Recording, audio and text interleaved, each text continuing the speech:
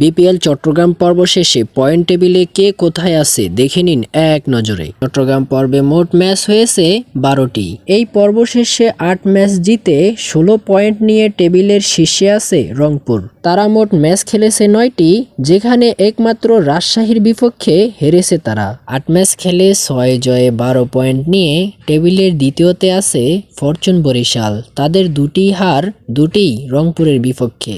3 নম্বরে আছে চট্টগ্রাম কিংস, 9 ম্যাচে 5 জয়ে বিপরীতে 4 হার তাদের। মোট 10 পয়েন্ট তাদের নামের পাশে। সমান সংখ্যক ম্যাচ খেলে 4 জয় ও 4 হারে 8 পয়েন্ট নিয়ে 4-এ আছে খুলনা টাইগার্স।